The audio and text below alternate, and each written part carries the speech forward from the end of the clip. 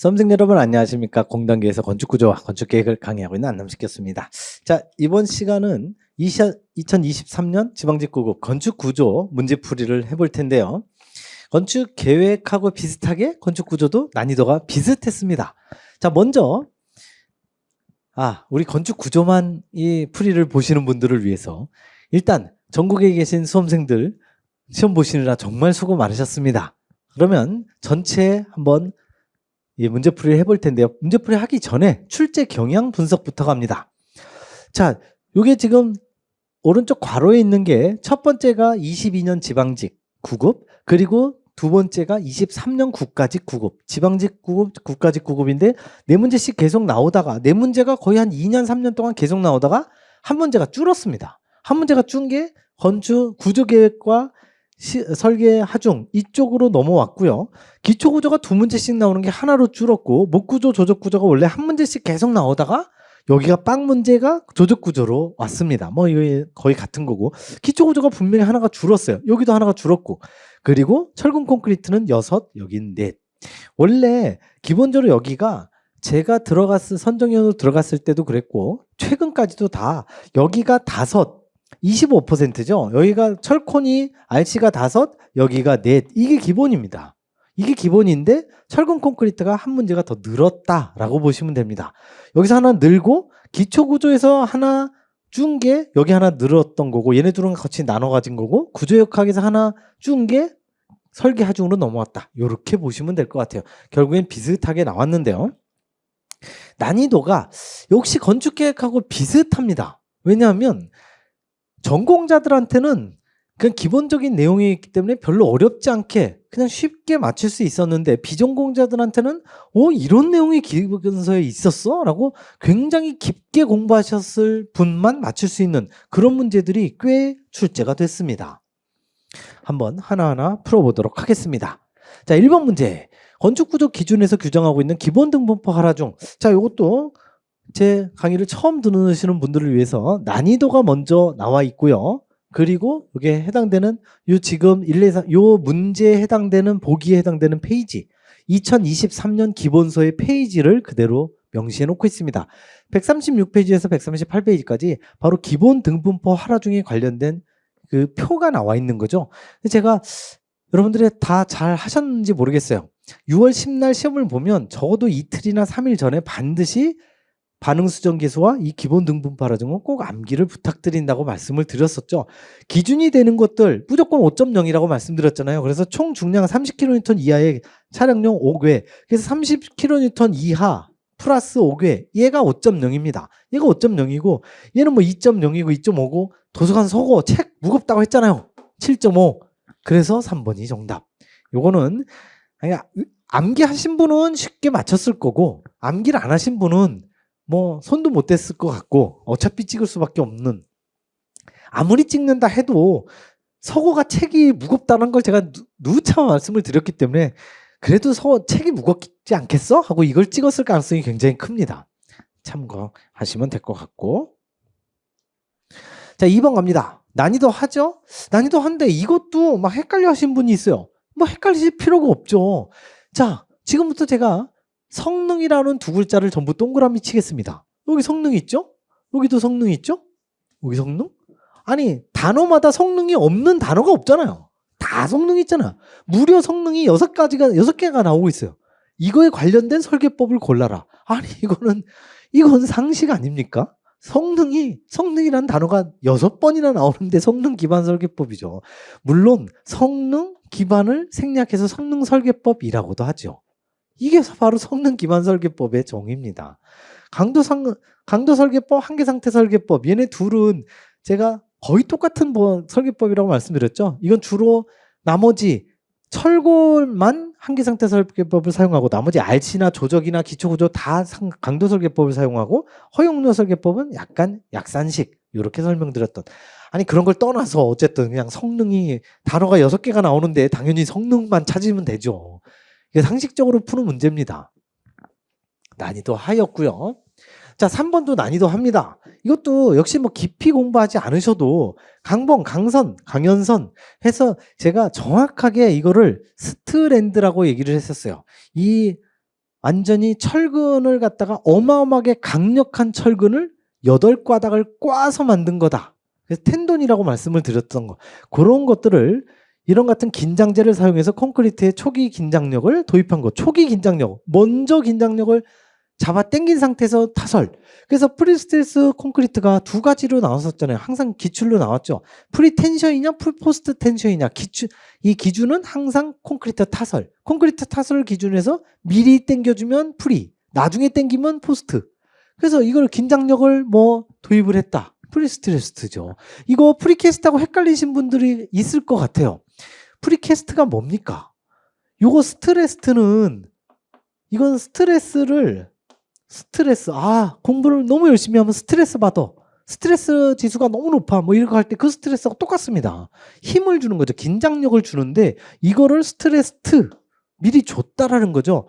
미리 스트레스를 준 거. 그래서 초기 긴장력을 그대로 얘기를 하는 겁니다.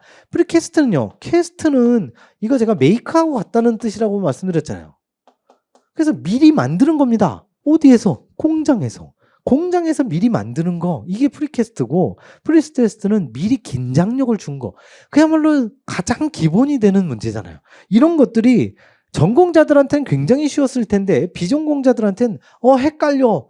예, 풀이가 비슷한데 문구가 헷갈려서 이게 맞아 틀려 라고 혼동했을 가능성도 있습니다.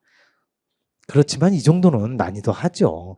우리 22년 지방직구급과 23년 국가직구급에 비하면 뭐 말도 안 되게 문제가 굉장히 평이하게 나온 거죠. 4번 갑니다. 조적구조에 대한 설명으로 옳지 않은 것. 자, 1, 2, 3, 4번 보기가 다 기본서에 다 나와 있습니다.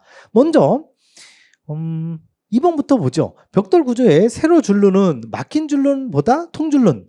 얘네 둘이 서로 바뀌었죠. 당연히 통줄눈보다 막힌 줄눈을 해야 되는 거죠. 설계하는 것이 구조적으로 유리하다.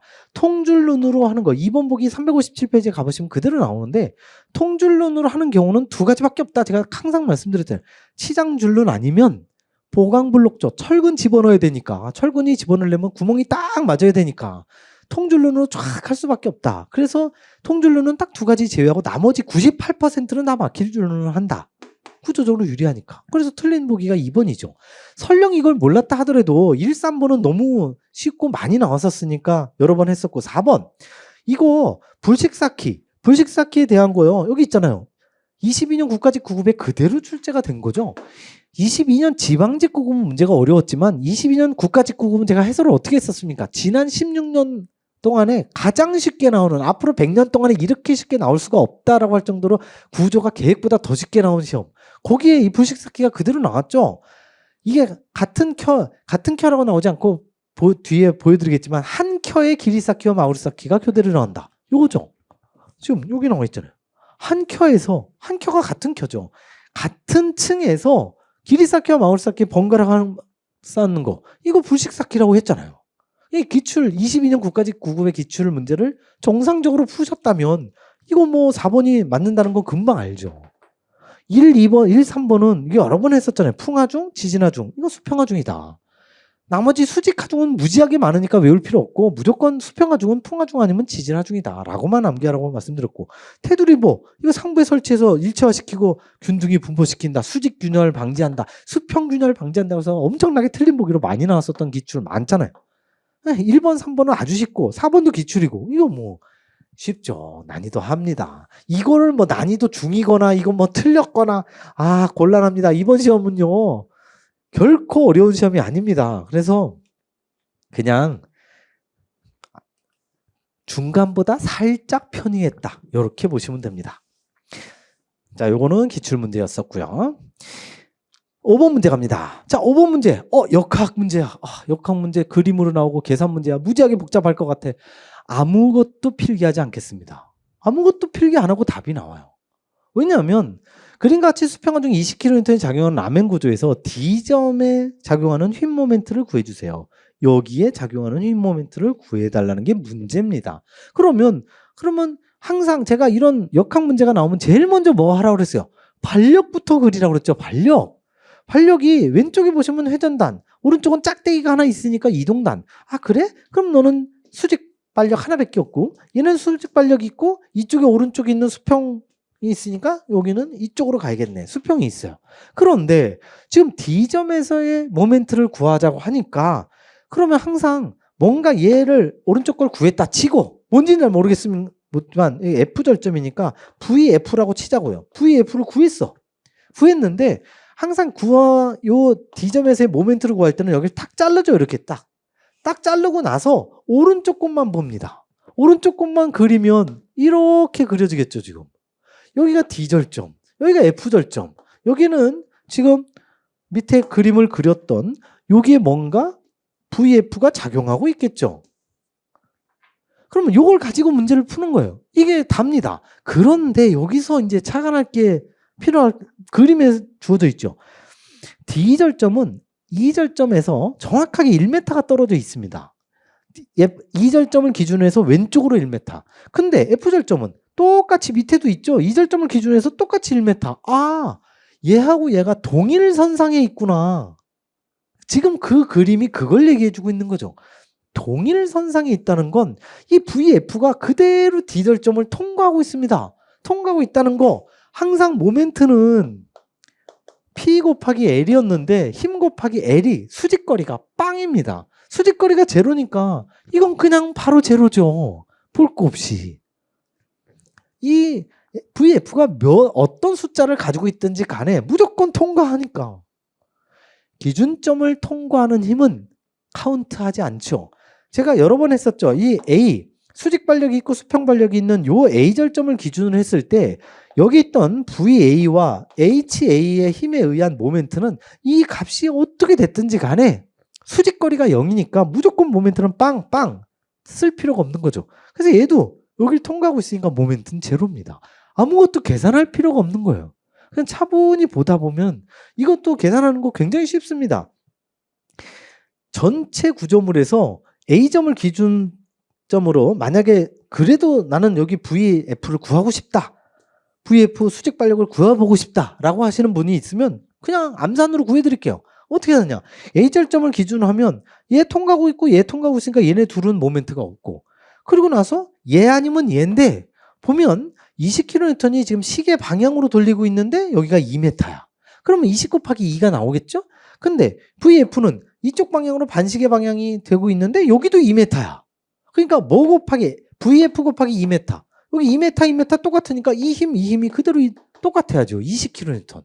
얘는 시계 방향, 얘는 반시계 방향. 이 반시계 방향도 맞네. 그런데 20kN은 금방 쉽게 구하지만 그 20kN 구할 필요가 없다고요. 무조건 통과하고 있는 이거를 일직선상에 있느냐, 이것만 아시면 됩니다. 그러면 일직선상에 있어? 그러면 빵이죠. 전혀 계산할 필요가 없었던 아주 쉬운, 그러니까 이게 이런 것들이 비전공자들은 굉장히 어렵다라고 얘기를 하지만 전공자들은 역학을 무지하게 열심히 했는데 너무 허탈하게 나왔다.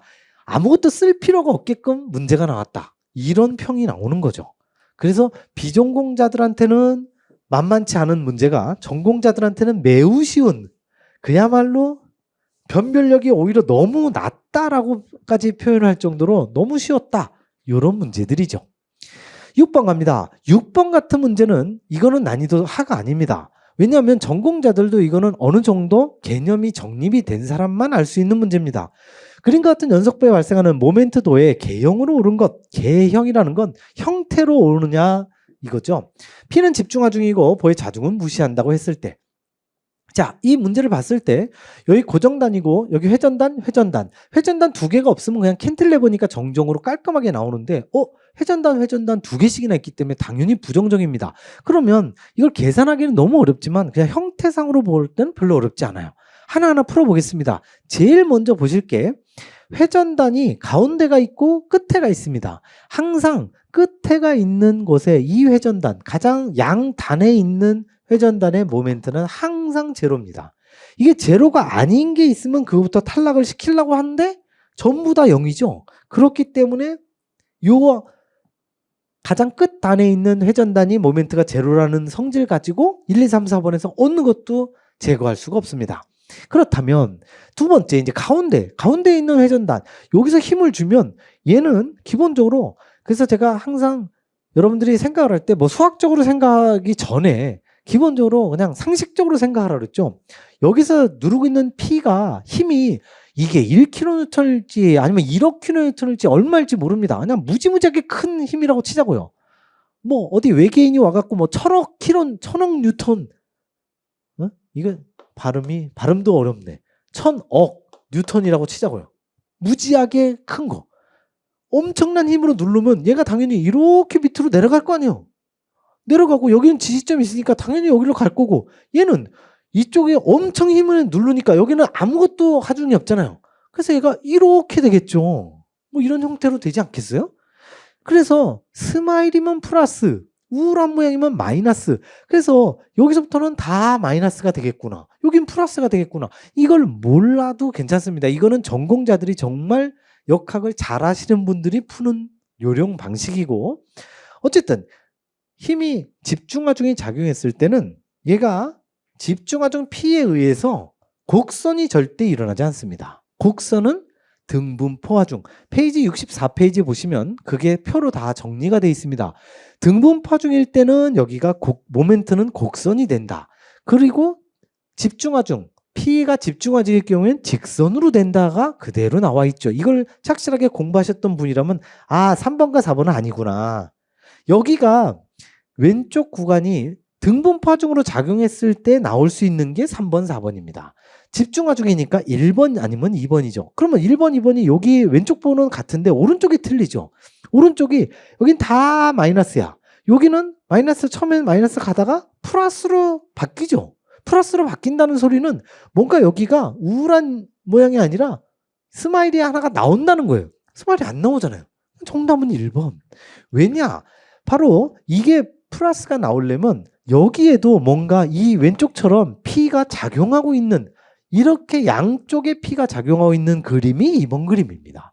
여기 작용을 해야 여기가 이렇게 스마일이 될 거 아니에요. 이렇게 여기서 P가 작용하면 원래 흰색이었는데 여기서 P가 작용하니까 다시 내려와서 이렇게 될 거 아니에요.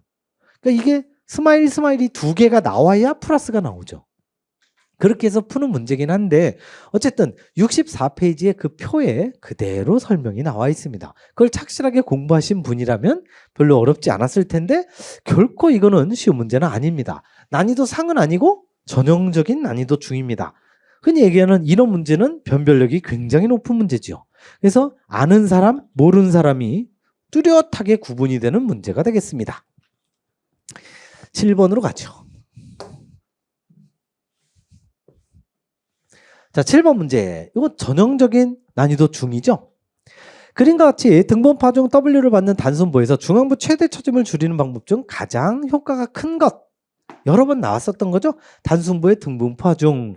해서 그 식은 384 2i분의 5WL4승. 뭐 우리가 서로 비교하는 거, 어떤 하중이나 길이나 뭐 이 강성이 어떻게 달랐을 경우에 어떻게 비교가 되느냐, 몇 대 몇이냐 하는 거를 위해서 항상 이 처짐식은 암기하고 있으라고 말씀을 드렸고, 여기에 단면이차 모멘트, 요거는 지금 직사각형 단면에 강제보라고 했으니까 BH로 하면 되겠죠. 그래서 요 I는 12분의 BH3승을 대입을 해서 정리를 한번 더 해보면 384 2 곱하기 BH3승이 그대로 나오겠죠.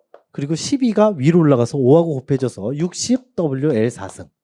자, 그런데 여기서 우리가 구하고자 하는 건 가장 효과가 큰 거, 보기를 보시면 이 중에 하나를 뭐 W가 됐건 뭐 B가 됐건 몇 배로 올린다. 그래서 여기에 기본적으로 384분의 60 수치는 다 날리고요.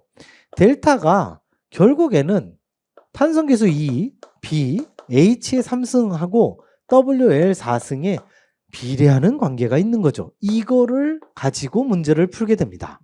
그래서 1번 보시면 하중을 2분의 1로 줄인다.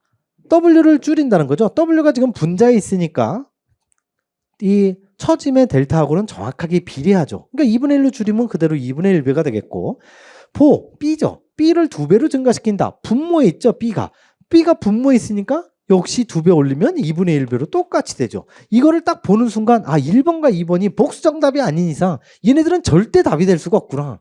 두 개 똑같으니까. 3번 좀 이따 하고요. 항복강도 이것도 기출로 나왔었잖아요. 항복강도 FI 초식이 없잖아요. 없으니까 얘는 불변이구나. 자, 3번은 안 풀고 1, 2, 4번만 풀고도 답이 나옵니다. 왜냐하면 얘는 상관이 없고 얘네 둘은 답이 같고 복수 정답이 나오지 않는 한 무조건 3번이 답이 나와야죠. 그러면 혹시라도 이번 시험 좀 쉬웠다고 하니까 보여춤 H잖아요. H를 1.5배 증가시킨다. 해보자고요. H에 3승이잖아요. 그러니까 1.5에 3승 분의 1이죠. 1.5에 3승을 교수님 이거 계산해야 돼요? 한 번만 계산하시면 됩니다. 한 번. 5, 25에다가 75, 5, 1이니까 2.25가 나오죠. 자, 그러면 2.25에다가 곱하기 1.5를 한 번 더 해야 돼. 할 필요 없습니다. 왜냐? 이미 2.25가 2보다 큰 값이 분모로 들어가 있어. 거기다가 더 크게 1.5배를 뻥튀기 해야 돼. 그러니까 이거는 당연히 2보다는 더 크죠. 이 분모가 2.25 곱하기 1.5가 2보다는 크니까 얘는 무조건 정확하게 얘기하면 뭐 3점 몇 나오는데 다 계산할 필요 없고요. 분의 1 이렇게 되는 거죠. 그래서 3번이 정답이 됩니다. 굳이 이거 계산하기 귀찮으신 분은 아까 제가 말씀드린 대로 1번, 2번은 정확하게 같고 4번은 답이 될 수 없고 그러니까 무조건 답은 한 번밖에 없어. 그냥 흔히 속어법으로 푸는 거죠. 속어법으로. 얘는 틀렸고 1, 2번은 같으니까 답이 될 수 없고 그럼 3번밖에 없는 거죠. 문제가 잘못되지 않는 한 물론 정확하게 하자면 H의 3승 계산하면 확실하죠. 어쨌든 요게 지금 이식부터 시작을 해서 푼 거죠. 이식과 요식까지 포함해서 요걸로 문제를 풀게 되는 겁니다.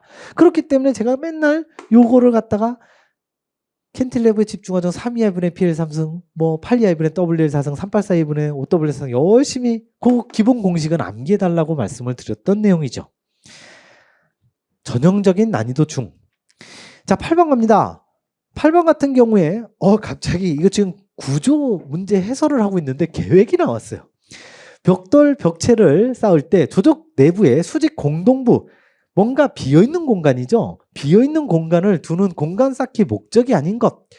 361페이지에 가보시면 여기 2번의 단열과 4번의 방습, 공간 쌓기의 정확한 특징이 단열과 방습에 있다. 이렇게 나와요. 얘네 둘은 바로 제꼈을 텐데 방음이 계획의 기본서에 나옵니다.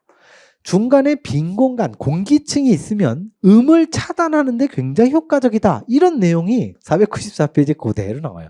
실제로 배웠었고요. 차음이나 흡음제에 관련된 내용. 그래서 방음 기능도 향상이 되고 내지는 아무 힘을 못 쓰죠. 공기층이 내지니 뭐 어떻게 힘을 쓰겠습니까? 공기층은 기본적으로 힘하고는 전혀 상관이 없습니다. 그래서 바로 이건 계획 문제까지 동원된 내용입니다. 우리 계획 설명을 하다 보면은 시드니 오페라 하우스가 뭐 무슨 구조냐 막 이렇게 계획 문제로 나왔었잖아요. 그건 계획이 아니라 이건 구조 문제다. 뭐 쉘 구조의 내용은 이거는 계획이 아니라 구조 문제인데 계획이 나왔듯이 이거는 지금 방음 기능은 이거는 계획의 문제인데 구조의 출제가 됐어요. 그렇게 보시면 되고 보기 1번만 그렇게 보시면 되고 자 9번 문제는 이건 난이도 뭐 극하죠. 이거는 아마도 비전공 하시는 분들도 쉽게 풀었을 걸로 예상이 됩니다. T형보의 유효폭 계산하는 거죠. T형보의 유효폭. 우리 기출문제를 풀어보신 분은 알지만 이 세 개를 다 계산을 해서 그중에 큰 값이냐 작은 값이냐 유효자 들어가면 무조건 작은 값으로 계산하세요. 반드시 작은 값 선택하셔야 됩니다. 까지도 다 설명을 드렸는데 허탈하게 그냥 기준만 나왔어. 그러니까 난이도 하죠. 근데 또 이러신 분이 있어. 교수님 기본서 페이지 520페이지 가보시면 이 16배가 아니라 8배인데요. 이거 틀린 거 아닙니까? 복수 정답 아닙니까? 말씀드렸잖아요. 이걸 제가 기본서 잘 보시면 8배가 그냥 8배가 아니라 보를 기준으로 해서 양측, 좌우측이 한꺼번에 8배. 원래 이것도 제가 기본으로 시간에 설명드렸죠. 원래 8TF 플러스 8TF죠. 좌우를 다 더하는 거. 그래서 16TF라고 했었잖아요. 근데 8TF, 8TF가 있는데 왼쪽, 오른쪽이 다를 수가 있는데 뭐라고 돼 있어요? 슬램브의 두께는 균일하다. 왼쪽이든 오른쪽이든 균일하기 때문에 16TF죠. 그래서 항상 8TF 2배 이렇게 외우지 말고 16TF로 외우라고 말씀드렸잖아요.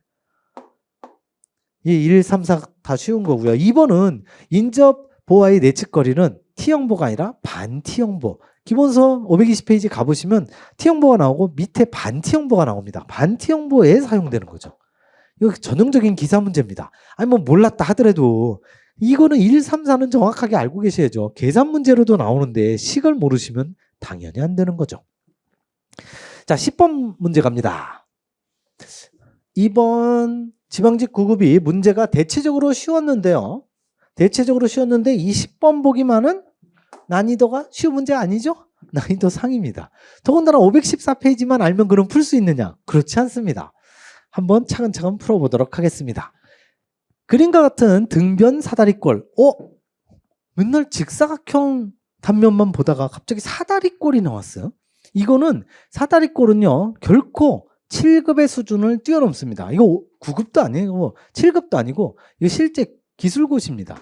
기술고시에 나왔던 기출문제를 살짝 좀 쉽게 만든 겁니다. 기술고시 문제 5급의 문제라고 보시면 됩니다. 등변 사다리꼴 단면에 당근보가 휩내력에 도달할 때, 자, 휩내력에 도달한다. 이 말을 먼저 이해를 하셔야 돼요. 휩내력에 도달한다. 먼저 항복이 기본적으로 인장철근의 변형률이 0.0099가 됐다는 건 항복이 일어난 거죠. 연성 파괴가 일어났을 때 휩내력에 도달을 했다는 건 요게 콘크리트가 극한 변형률에 정확하게 도달을 했다라는 뜻입니다.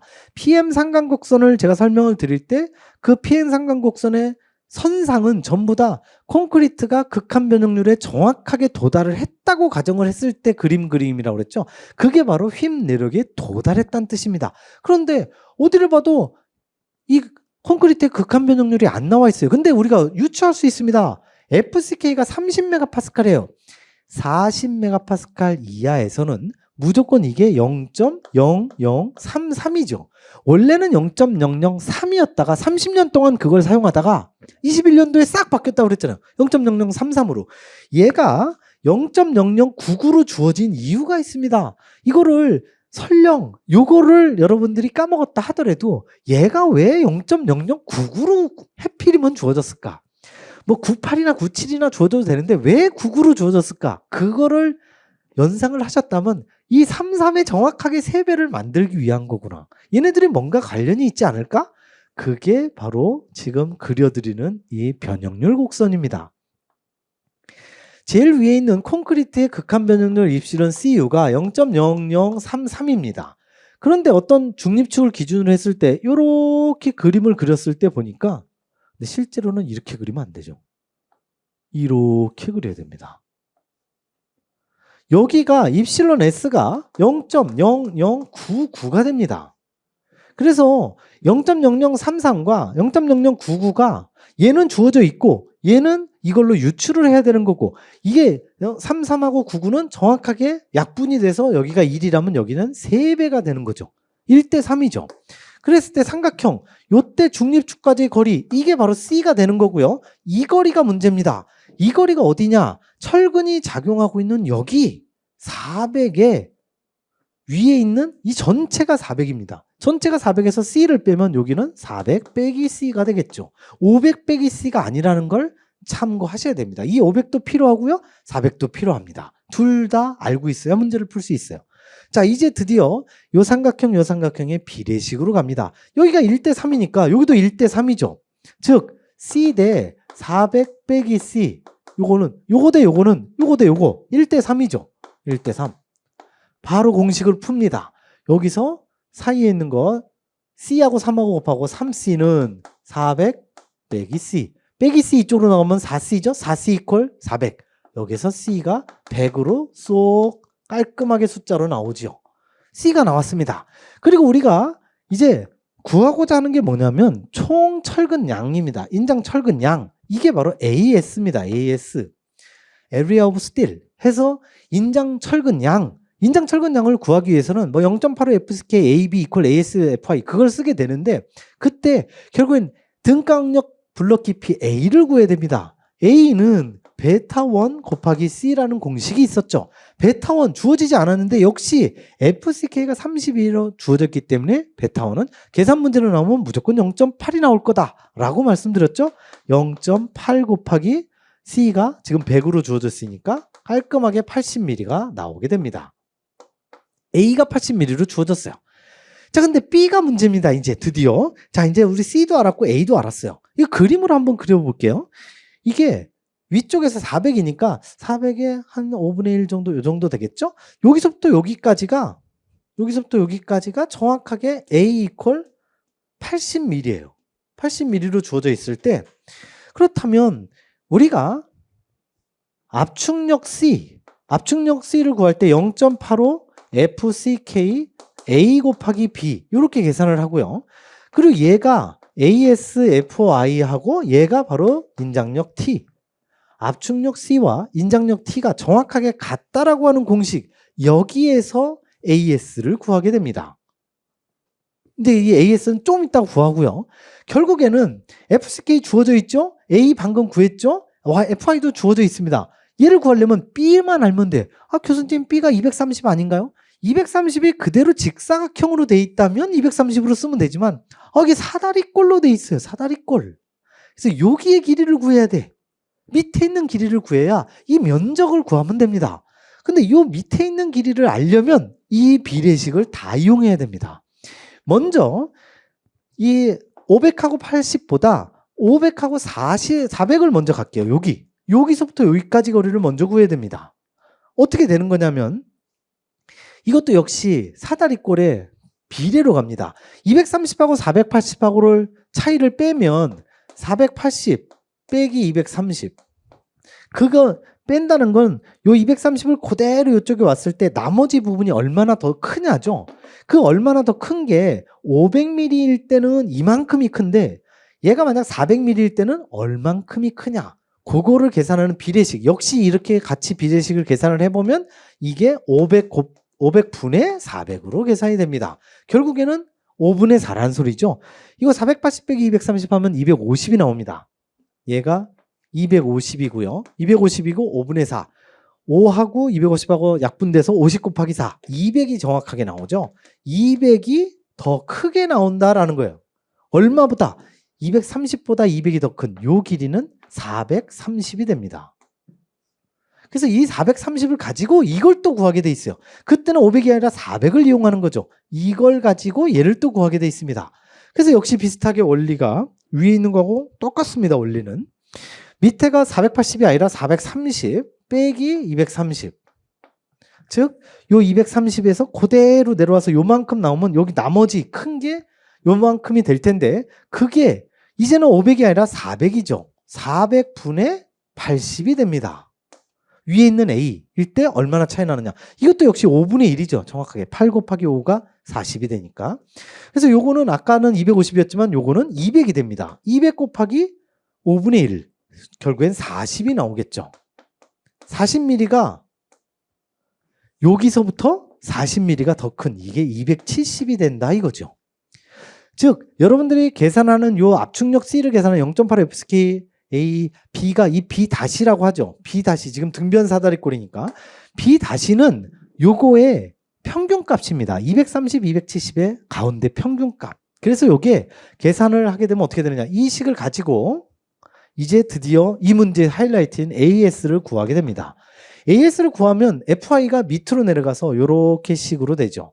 FI분의 0.85 FCK A까지는 그대로 있고 B 다시를 어떻게 쓰느냐 하면 요게 2분의 1 그리고 위에 있는 B 2분의 1 B1 플러스 B2 요렇게 되게 돼요. 위에 있는 B, 밑에 있는 B에 두 개를 더해서 반, 평균값으로 계산을 하게 됩니다.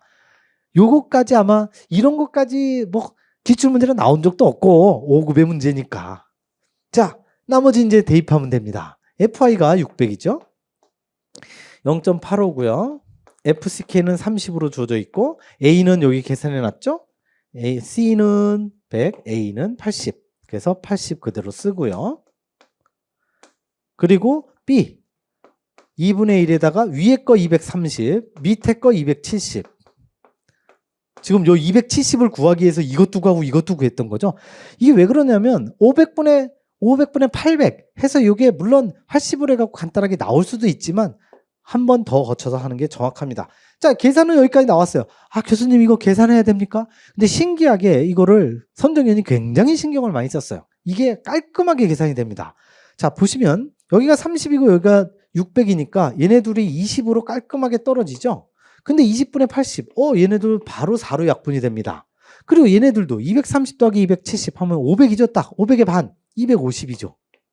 녹색만 보시면 0.85 곱하기 4 곱하기 250. 4 곱하기 250 어디서 많이 본 거잖아요. 얘네들 1000입니다. 1000. 간단하게 계산을 하면 0.85에다가 1000 곱한 게 답입니다. 소수점 3자리 하나 둘 셋 해서 850이 정답이 된다는 거죠.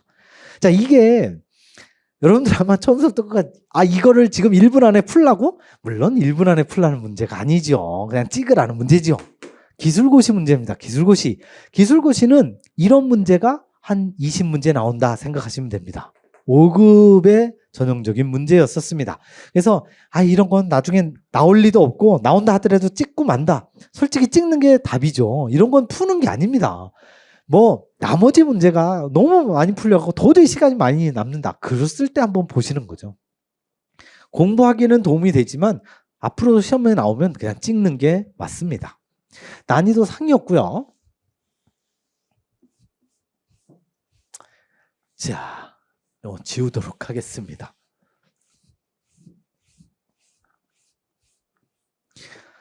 (11번부터) 다시 가도록 하죠. 갑자기 난이도 상에서 또 극하로 막 내려가는 건 아니군요. 중이군요. 11번. 콘크리트 벽체 설계 기준에 따른 벽체 설계에 대한 설명으로 옳지 않은 거. 3T 450 여러 번 했었고요. 양쪽 수평철, 양면백은 250 여러 번 했었죠. 그리고 비내력백의 두께 100mm 이상 30분의 1 역시 기본세 그대로 있고요. 이것도 기출로 나왔었죠. 지하실 외벽의 두께 150이 아니라 200mm 이상. 이거는 뭐 페이지에 그대로 나와 있지만 기출에도 여러 번 나왔었던 내용. 12번 갑니다. 난이도 하죠. 강구조에 대한 설명으로 옳지 않은 것 693페이지에서 4페이지에 그대로 나와 있습니다.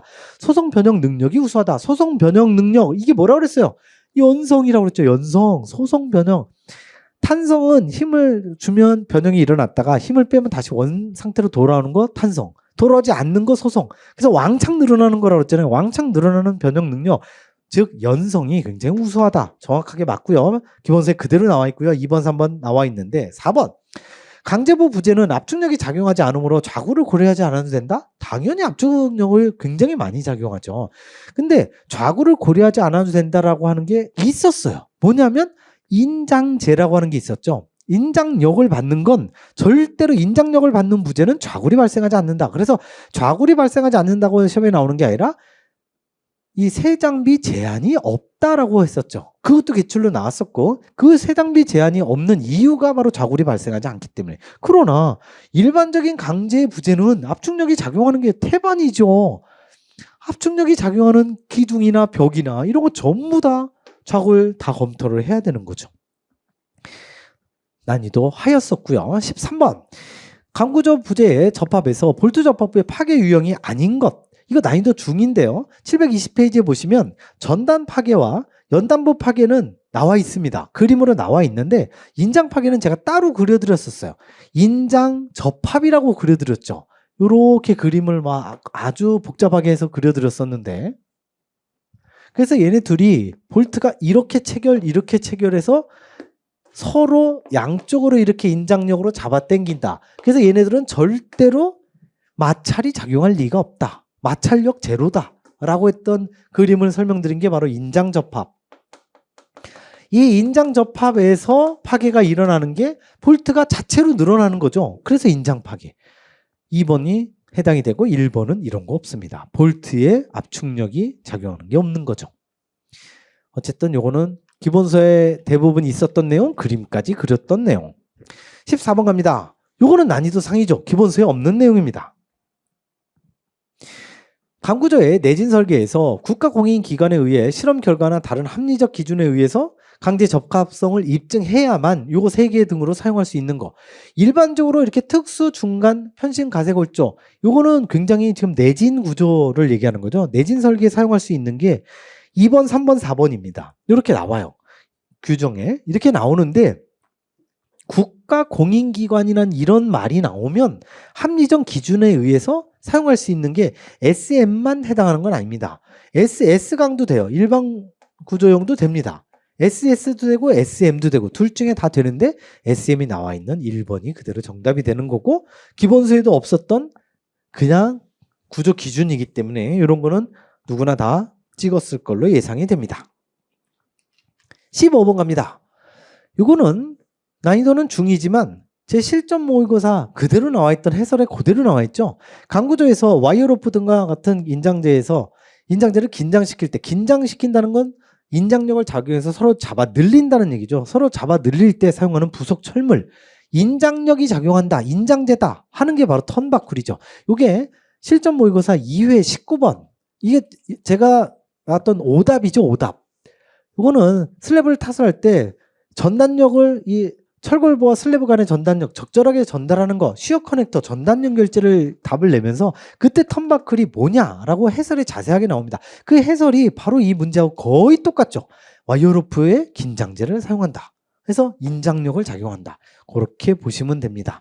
참고하시면 될 것 같고. 그래서 요거 그때 턴바클에 설명드렸고. 16번 갑니다. 철근 콘크리트 부재의 구조, 기초 설계에 대한 설명으로 옳지 않은 것 갑니다. 이거는 역시 기본서에 그대로 나와 있는 내용이고 뭐 엄청나게 많이 설명했었죠. 3번에 보시면 기초로부터 지반에 전달하는 하중의 면적당 크기, 하중의 면적당 크기 바로 응력이죠. 응력이 허용 진해력, 허용자 나왔어요. 허용자 나오면 뭐라 그랬습니까? 절대 초과 금지. 근데 커지도록. 이거는 건축계획에서 말씀드렸죠. 동선의 역순과 교차가 일어나도록 하라는 소리죠. 무조건 이 절대 허용이 될 수 없는, 1도 허용이 될 수 없는 건물이 무너진다고 말씀드렸죠. 허용자가 들어가면 절대로 초과 금지. 그 규정을 위반했기 때문에 틀린 거죠. 쉬운 문제였었습니다. 나머지도 그대로 있던 내용이고요. 245페이지에 그대로 있지만 뭐 저 이 기본서를 공부하지 않았다 하더라도 제 수업을 들었으면 아마 한 30번도 넘게 들으셨을 거예요. 허용자 들어가면 무조건 초과 금지. 17번 이거 난이도 하죠. 건축물의 중요도 분류 중 중요도 1에 해당하는 것. 저는 이 정도 수준이 아니라 여기에서 1, 2, 3, 4번에 허용 층간 변이 뭐 내진 등급에 따른 중요도 계수를 알아서 써라 막 이런 식으로 문제를 냈기 때문에 제가 수업하면서 계속 그냥 OX 문제로 막 냈었잖아요. 그걸 자유자재로 푸실 정도면 이거는 그냥 주는 문제죠. 1000제곱미터 이니까 다 이상이 되는 경우 1번, 2번은 다 특이고 4번 가설 구조물 건물 다 짓고 나면 다 허물어 버리니까 이건 중요도 3이죠. 제일 찌끄레기죠. 남은 건 3번밖에 없는 거죠. 그리고 여러 번 나왔었죠. 기출로도. 이런 거 뭐 설명이 필요 없죠. 그냥 이런 17번 문제가 나왔다라는 건 이번 시험의 난이도를 대변하고 있습니다. 18번 이거는 페이지가 없죠. 난이도 중상입니다. 초고층 건물의 구조 설계에 관련된 요소 기술이 아닌 것. 자, 이 18번 문제도 대표적으로 비전공자들한테는 생전 처음 보는 거지만 전공자들은 어디서 한 번쯤은 들어봤을 거예요. 초고층 건축물 우리 건축 계획에서 정의가 있죠. 50층 이상이거나 200m 이상 둘 중에 하나만 만족하면 초고층. 한마디로 무지무지하게 높은 건축물이에요. 그리고 제가 수업 시간에 많이 설명드렸었죠. 그림을 여러 번 그려드렸었죠. 여기에 그라운드 레벨이 있다 했을 경우에 이렇게 설명을 해서 지상으로 올라가면 이렇게 커지고 지하로 내려가는 토합도 이렇게 커지고 똑같이 올라가면 올라갈수록 더 커지게 된다. 즉 초고층 건축물처럼 이렇게 많이 올라가면 올라갈수록 풍압을 무지하게 받게 된다.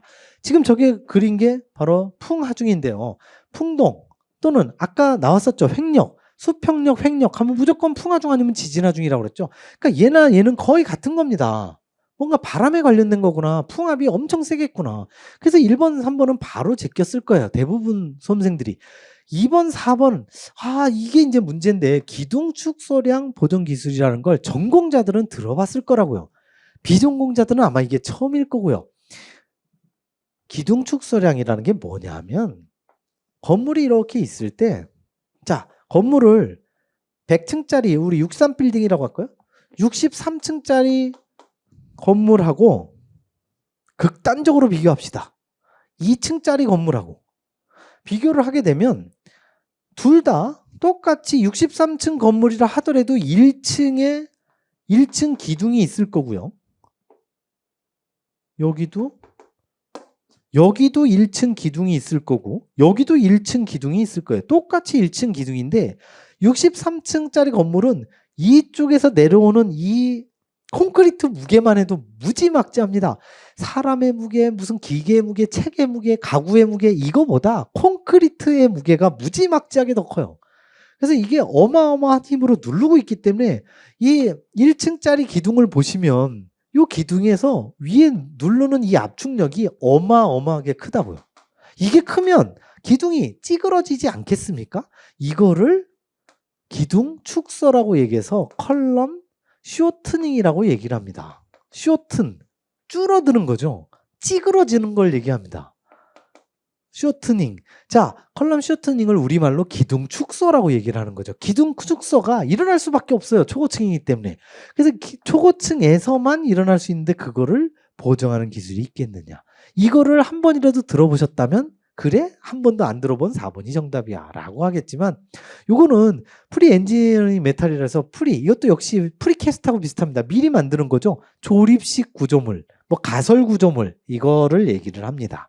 어쨌든 이건 뭐 중요한 건 아닌데 요 세 개가 다 중요한 거죠. 초고층 건축물은 너무 높기 때문에 바람에 관련된 거 그리고 너무 높기 때문에 역시 기둥 축소, 컬럼 쇼트닝이 발생을 한다. 그래서 이런 문제가 난이도 중상이긴 하지만 전공자들한테는 난이도 중이고요. 그리고 비전공자들한테는 난이도 상이다. 그래서 전공자들은 뭐야 문제 왜 이렇게 쉽게 나왔어 이런 평이 나오지만 비전공자들은 어이? 절대 쉽지 않았는데 그게 지극히 당연한 거라고요. 이런 문제들이 여러 문제가 있었죠. 자 19번 갑니다. 19번에 이건 난이도 중상인데 중보다는 좀 더 높습니다. 상까지는 아니고요. 왜냐하면 기본서 637페이지에 그대로 있습니다. 그대로 있지만 응용해서 낸 문제입니다. 지진력에 저항하는 철근 콘크리트 구조 시스템, 바로 내진 설계를 얘기하는 거죠. 설계기준 항복 강도가 FI가 600MPa인 철근을 사용할 수 있는 경우가 아닌 것, 있는 경우를 먼저 봐야 되는 거죠. 637페이지에 가보시면 이 600MPa의 철근을 사용할 수 있는 경우가 특수 철근 콘크리트, 특수 모멘트 골조, 중간 모멘트 골조에 사용하는 주철근, 철근이라고 나오죠. 주철근이 다 나오게 됩니다.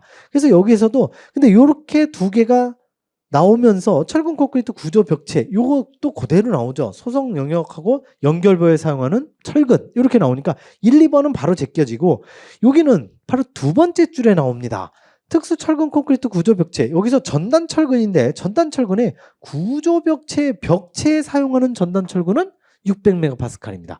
선부재는 500MPa 이렇게 나오죠. 그래서 이렇게 보에 작용하는 전단 철근이다. 보에 작용하는 거 이건 역시 선부재죠. 그렇기 때문에 3번이 그대로 틀린 정답. 이거는 응용하는 문제입니다. 비록 637페이지에 그대로 있었지만 이것도 기출문제로 나온 적이 한 번 정도는 있었는데 여기까지 공부하셨을 것 같지는 않기 때문에 굉장히 깊숙한 내용. 난이도 중상이었습니다. 자, 20번 문제 갑니다.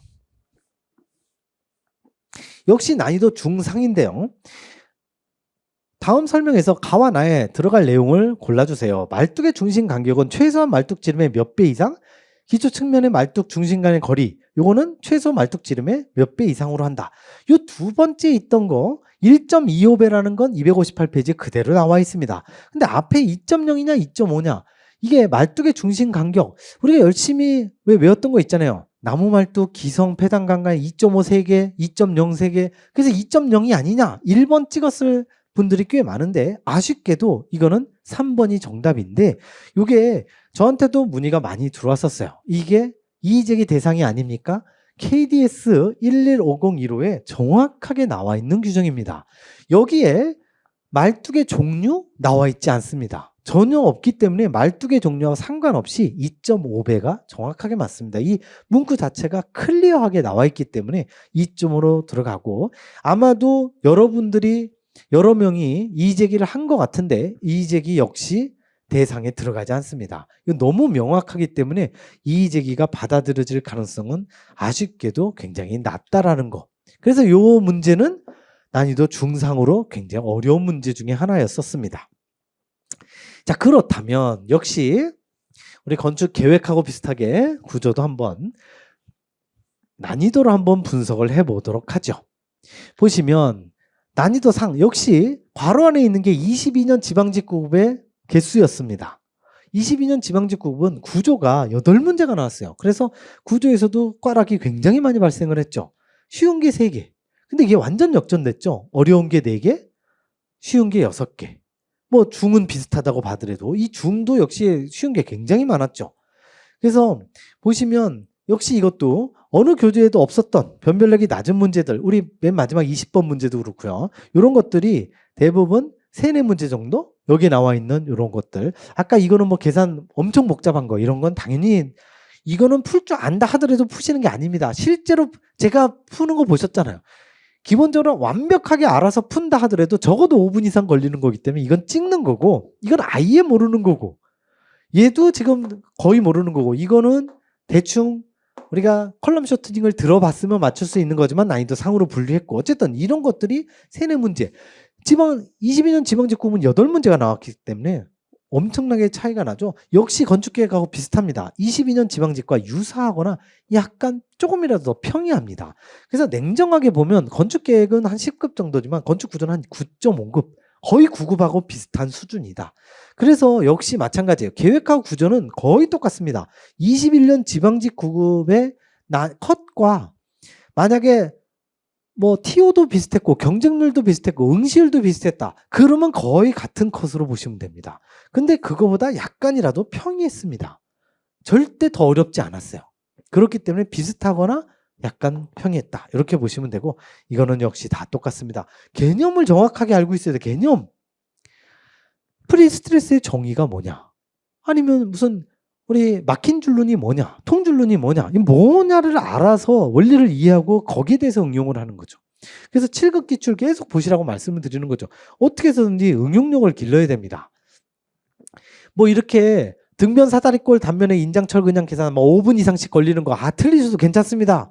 이런 문제들이 꼭 나온다고 했죠. 이게 전형적으로 제가 말씀드렸거나 이게 기본적으로 거의 건축구조에서 한 9급이나 9.5급의 정상적인 난이도로 나온 겁니다. 이게 지금 정상적인 난이도로 나와도 생전 듣도 보다 못한 문제가 한 4문제 정도는 꼭 나온다고요. 그래서 이런 건축구조나 건축계획에서 만점이 몇 점이냐, 우리 뭐 국어나 영어나 100점짜리들 막 쏟아지잖아요. 가산점 5점 있으면 막 105점도 나오고 그러던데 얘네들은 계획이나 구조나 다 85점이 만점입니다.